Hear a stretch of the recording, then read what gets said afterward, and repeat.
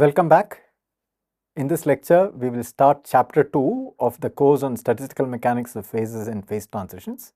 In this chapter, we will discuss models, symmetries and scales. So, what we will do in this lecture is we will first briefly discuss the importance of idealized models in statistical mechanics.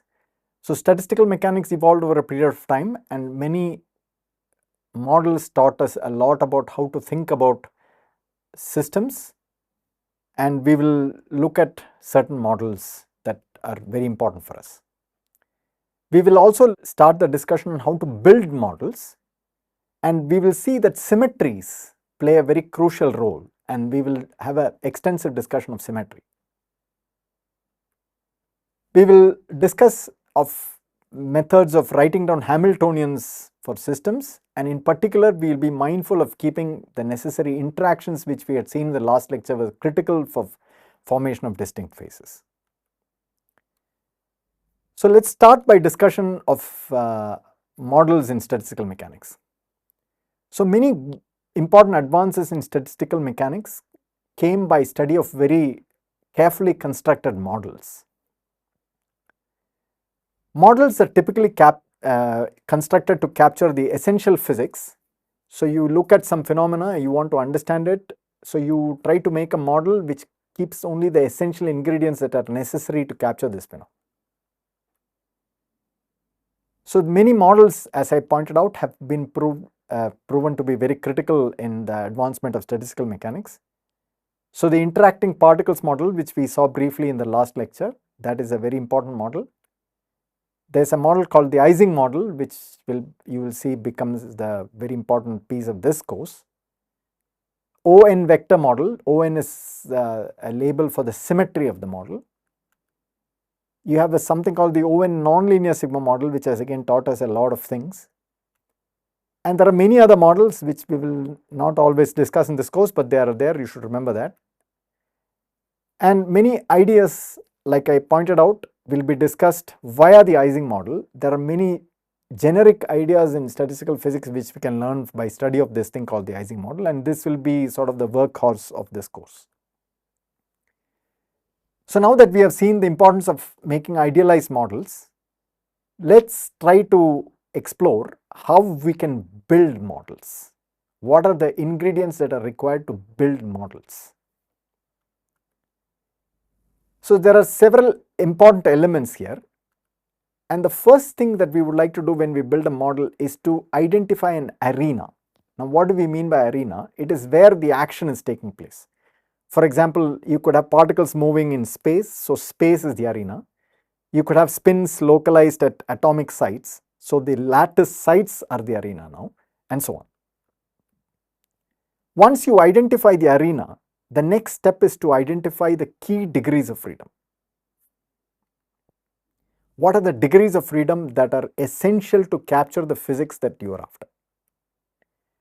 Once you have the arena and the degrees of freedom, you try to write a Hamiltonian or a function that describes what is the energetics of the system depending on the configurations of the degrees of freedom. So, you will see that a very important concept in this process of construction of a model is the idea of symmetry. Symmetry plays a crucial role here. Okay. So, we will first understand these things step by step in a classical context, and then I will discuss quantum problems later in the lecture.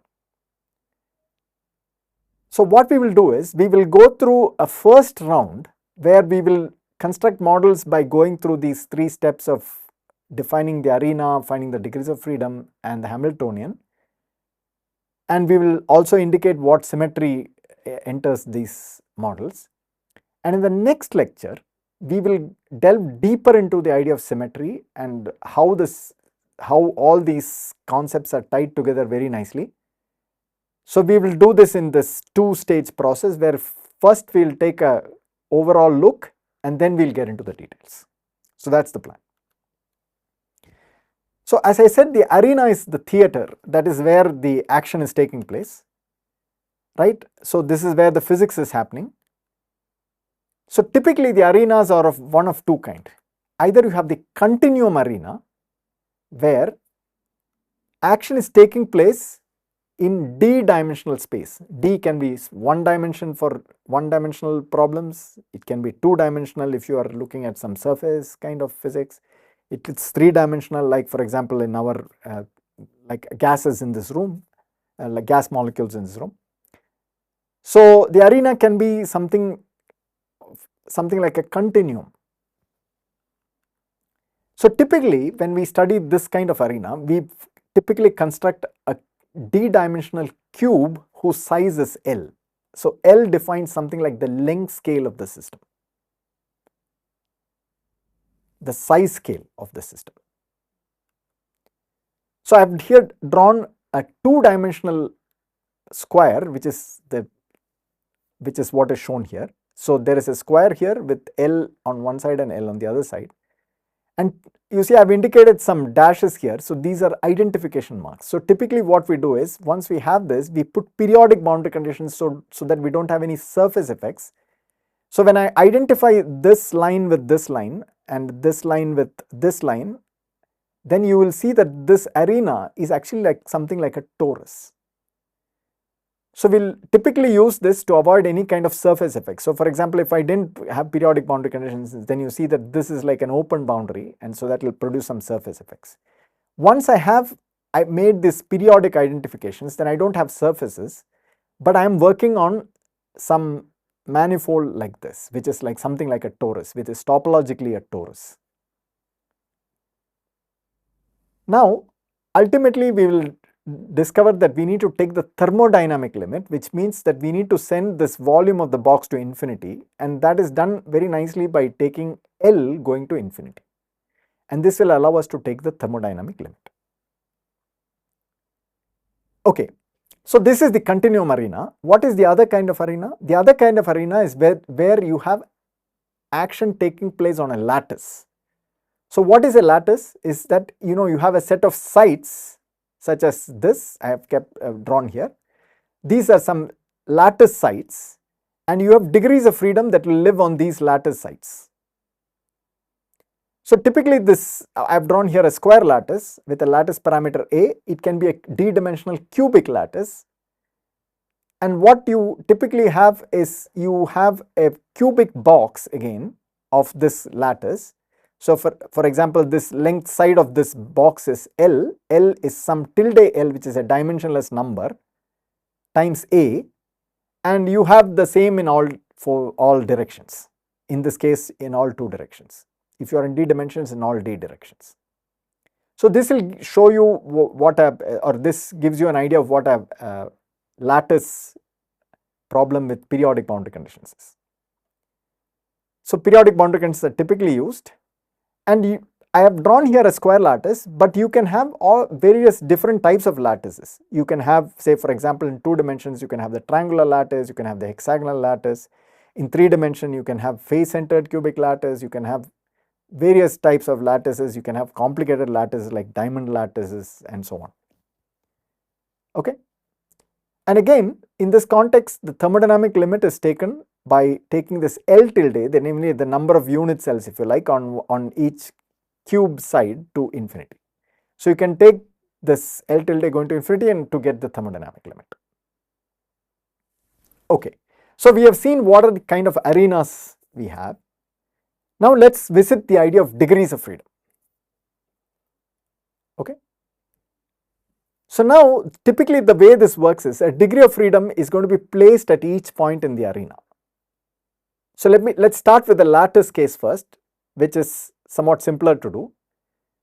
So degree of freedom may be a scalar, vector, tensor, it can be a complex number, it can be Grassmann numbers, non-commuting quantities if you want to discuss fermions, it can be variety of things that are mathematically allowed. Okay. The important thing is to understand that when you look at a physical phenomena, you have to select the key degrees of freedom. So now suppose I take a magnetic crystal. Let's say the crystal is insulating in the sense that the electrons don't conduct, let's say the valence bands are filled and there is a band gap and it's an insulator. Then if the system is magnetic, each ion will carry some spin degree of freedom. These spin degrees of freedom can interact and they can produce magnetic phases. So when I want to study this magnet, many times you will see that you don't need to worry about the ionic vibrations, for example. So the selection of key degrees of freedom is that we are only interested in the physics of the spins. So for many problems, not all of course, we can ignore the ions and we can just keep the spin degrees of freedom. So let's go ahead with that process and let's try to construct a system with some kind of spin degree of freedom. So let's say I have a spin degree of freedom. I want to think of how to write some configuration for that.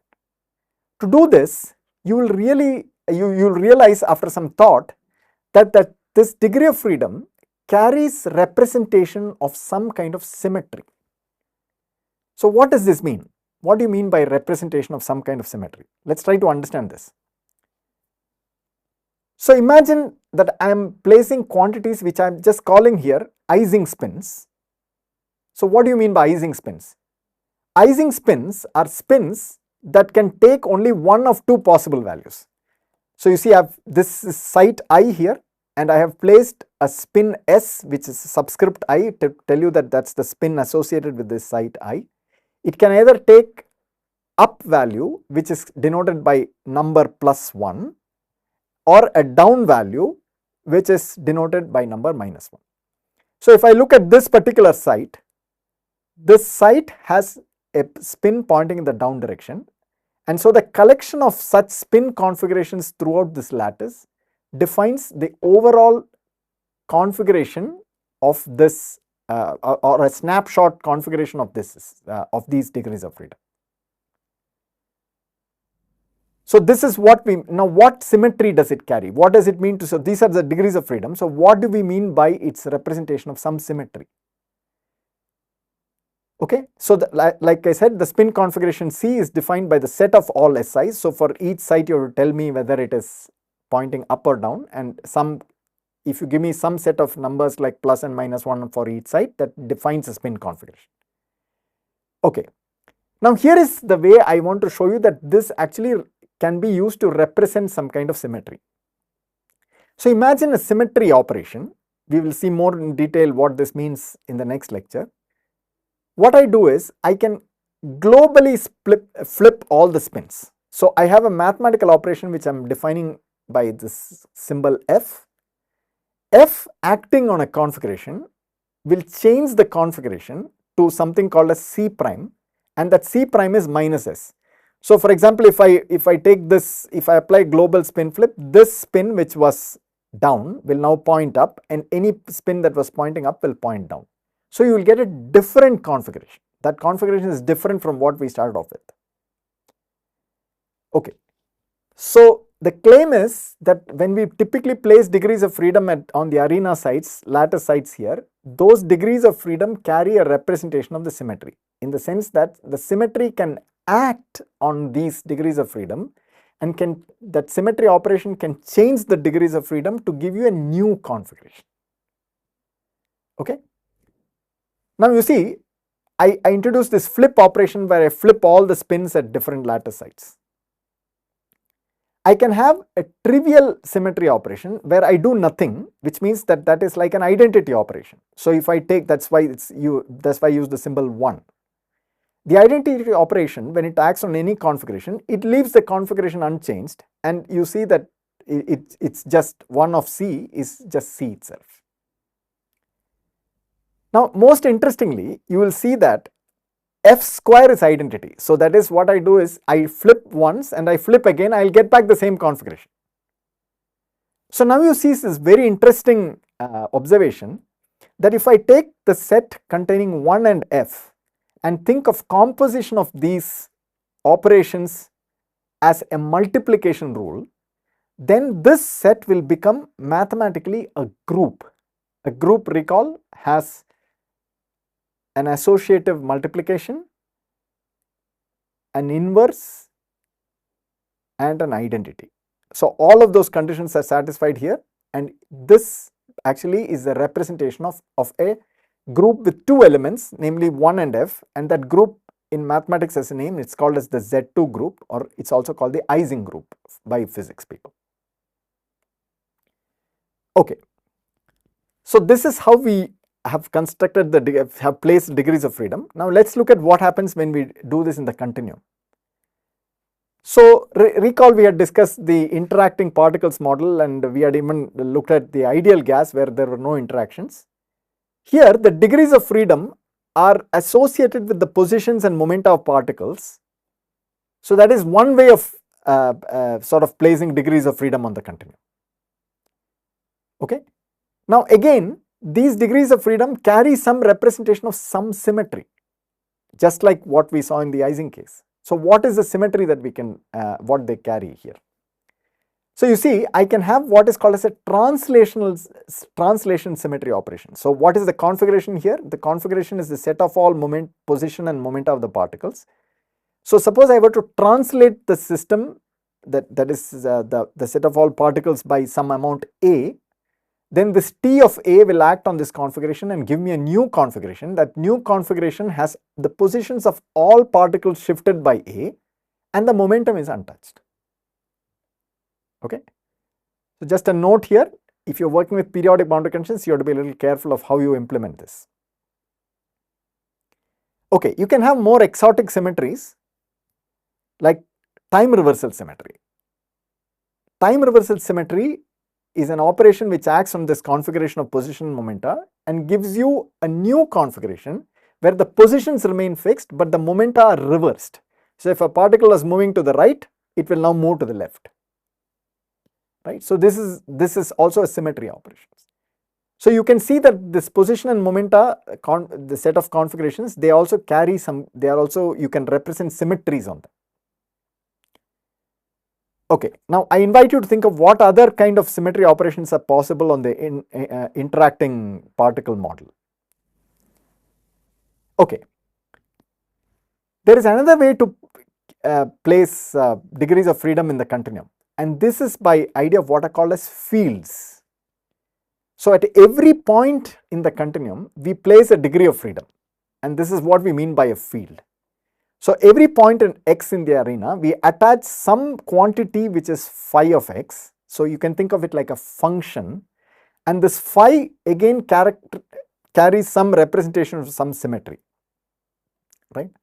So for example, if I take this phi to be a real scalar field, right, phi is some real number at every point x, then you can act the flip symmetry operation by simply finding a new configuration in the following way.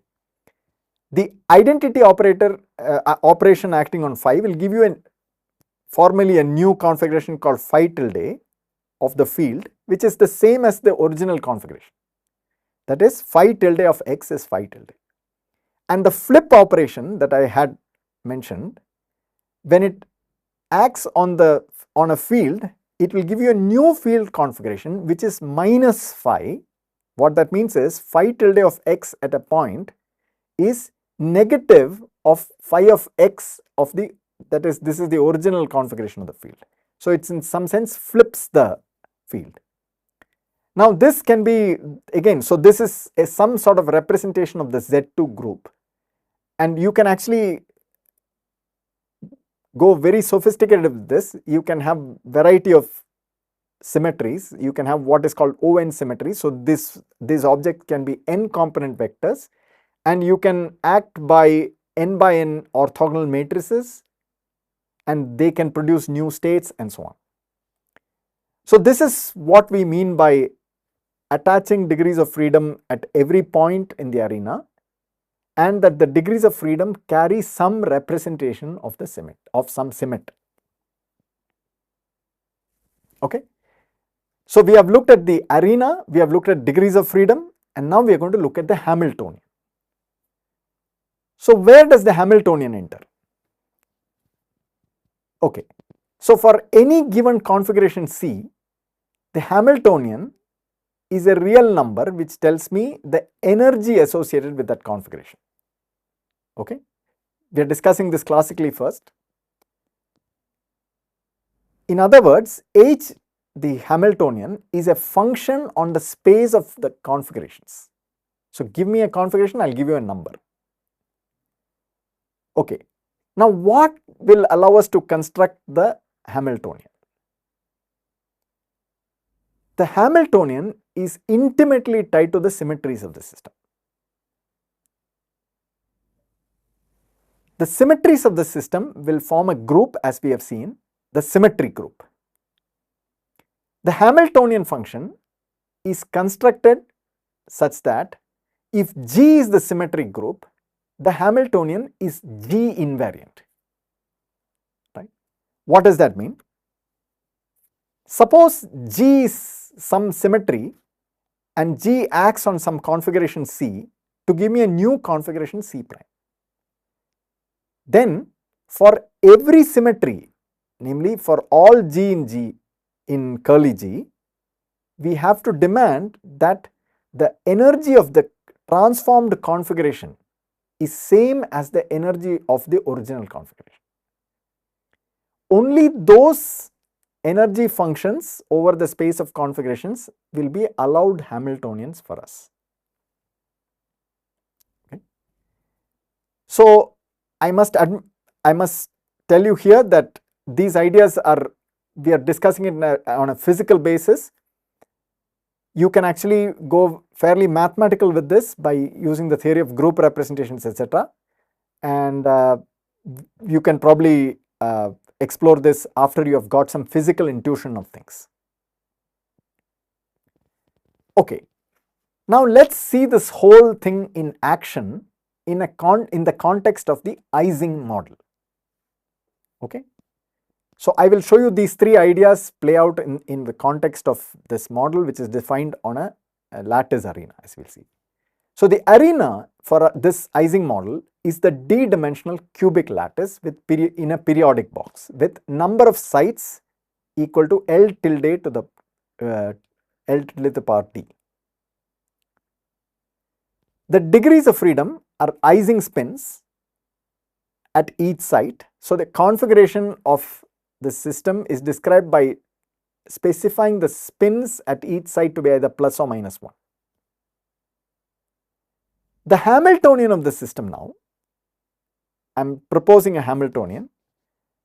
H of this configuration is given by this quantity.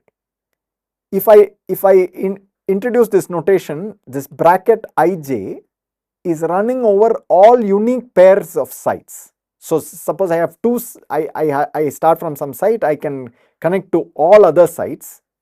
So I have to find out all unique pairs of sites, and for each unique pair of site, I have a quantity which I call Jij associated with that pair of sites, and I multiply Si and Sj. So I find in this configuration what is the value of Si and what is the value of Sj. I multiply them, and then there is this quantity with J. Remember, Hamiltonian has to have dimensions of energy. So this J is a set of quantities which have dimensions of energy, and these are called as exchange couplings. We will not explore why they are called so, but that comes from some magnetic literature, but they are called exchange couplings. Okay. Now, what is the symmetry we want to impose? We wanted to impose the symmetry of the Ising spin flip. Namely, the symmetry group of the system was the Z2 group, which we have discussed a couple of transparencies back. Okay. Now, I will show you that this H we have written down is indeed G invariant. So, if the Z2 group has two elements, it has the identity element and it has the flip element. Identity does nothing, so it will not change the energy of the configuration. So, that is good. The flip element, we can just explicitly work this out. So, if I flip the configuration C, I will get a configuration C which is described by negative of all the spin values at each site. And I can do this explicit computation here. H of C prime is equal to this quantity, where now the Si and Sj will get negative values because I am evaluating the energy in the flipped configuration. And you will see now that this quantity becomes same as the quantity we started off with, which is h of c. So you see that this energy is flip invariant. And I invite you to ask and answer the following question. Are these the only terms that you can write down that are flip invariant? Can you write other terms that are flip invariant? Okay. So I have introduced this Hamiltonian. It looks somewhat complicated because you see, for every unique pair of sites here, there is some energy that we are introducing. So it looks like this model has a lot of parameters.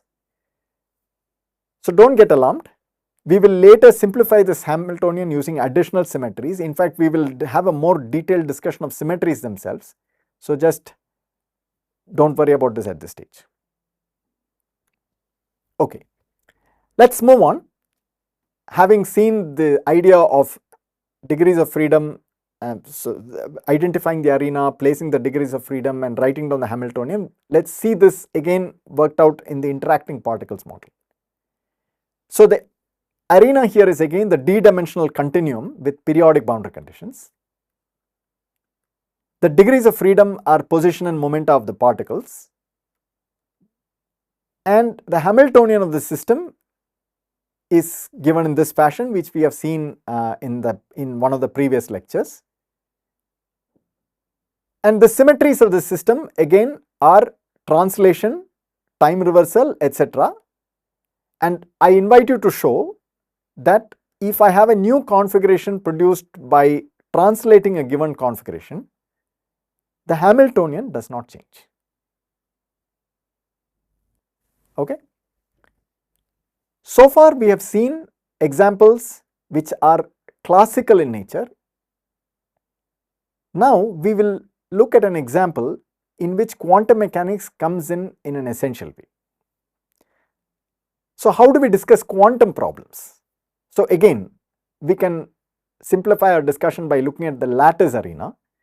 So I start with a lattice arena with n sites, precisely the notation which we are introduced when we are discussing the classical Ising model. And to describe the degrees of freedom of the quantum problem, I need a Hilbert space. I need a complex vector space. Now I have lots of lattice sites and the Hilbert space will be very big. But there is a systematic way of constructing the Hilbert space of the system by starting from a single site. So start at some site I and place a two-dimensional Hilbert space at that point. So we'll think of this like a local Hilbert space which is spanned by two states at that site. What are the two states that at that site? There is the up state at the given site I and a down state at the given site I, and you can make complex linear combinations of these things, and that will define for you the Hilbert space at site I. And at each site I, there are operators that you can use to study some physics. So these are called the Pauli X operator and the Pauli Z operator. You can write down Pauli Y operator if you like. There is the identity operator where it will be 1, 1 on the diagonal elements and 0 elsewhere. So these are the operators that are local operators. Okay. Now the Hilbert space of the system is constructed by tensor producting all of these Hilbert spaces, the local Hilbert spaces.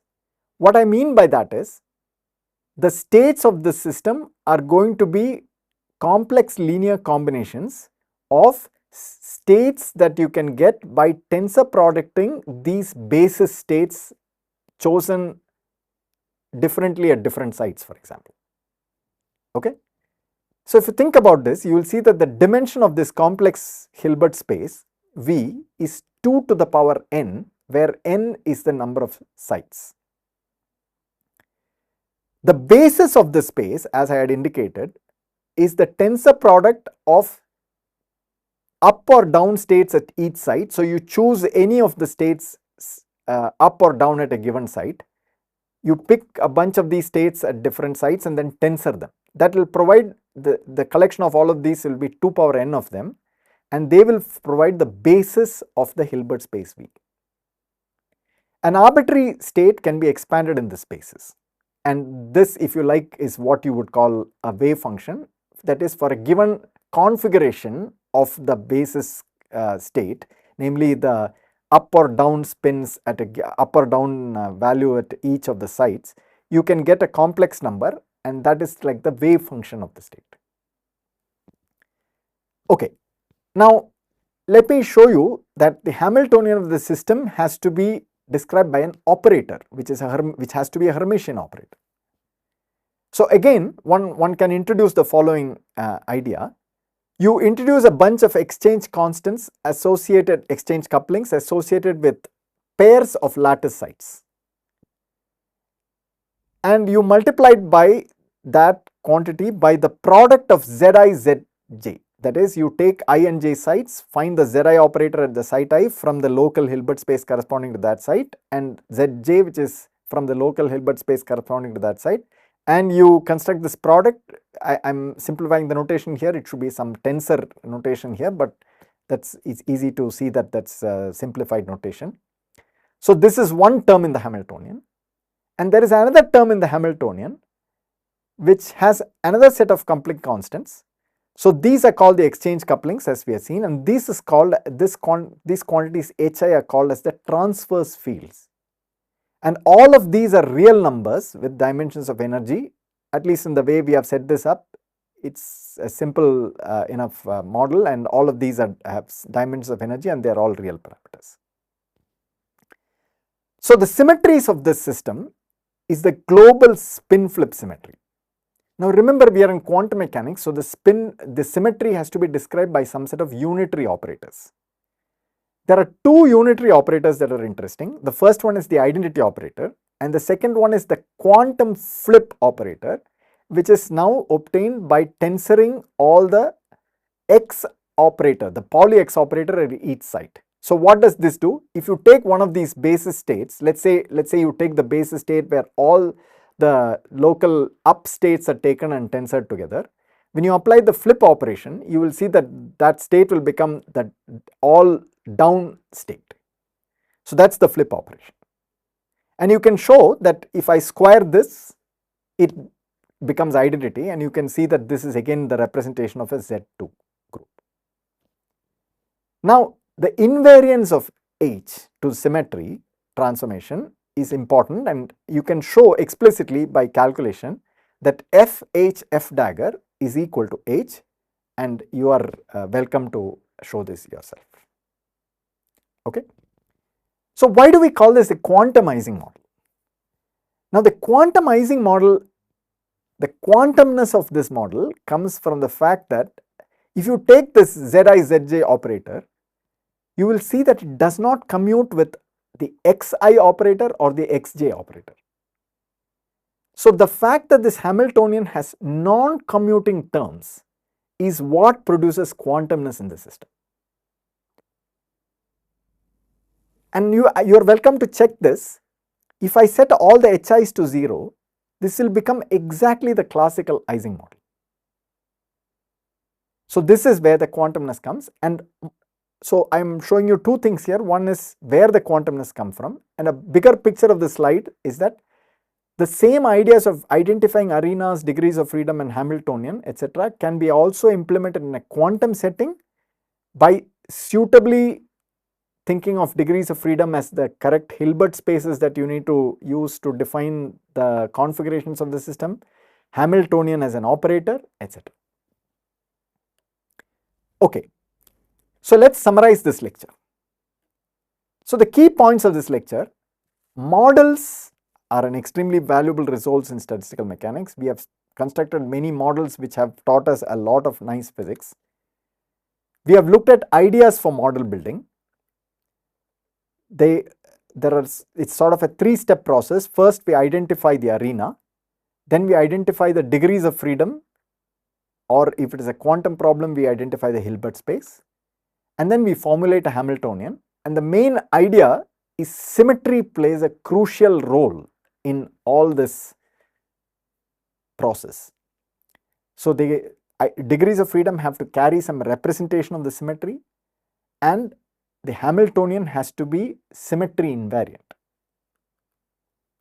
And most importantly, from a practical point of view, we have already introduced two models, the interacting particles model and the Ising model. We will use both of these models extensively in the course to understand a variety of things. And most crucial point which you should observe is that both of these models have some form of interactions in them. If you didn't have interactions in them, you will not get any interesting phases. Okay, we have seen all these things, but you will think a little bit more and find that you have more questions coming up to you. So what are those questions? I harped a lot on symmetries, but the question is, how do we identify symmetries? How do we know what symmetry group to use? Is the Hamiltonian unique for a given system? Can we write different Hamiltonians for the same set of degrees of freedom? What allows us to choose a certain Hamiltonian? What are the constraints that we have to follow? These are some of the puzzles that are still remaining. And this is what we will do in the next lecture. We will address some of these questions, and I look forward to seeing you in the next lecture.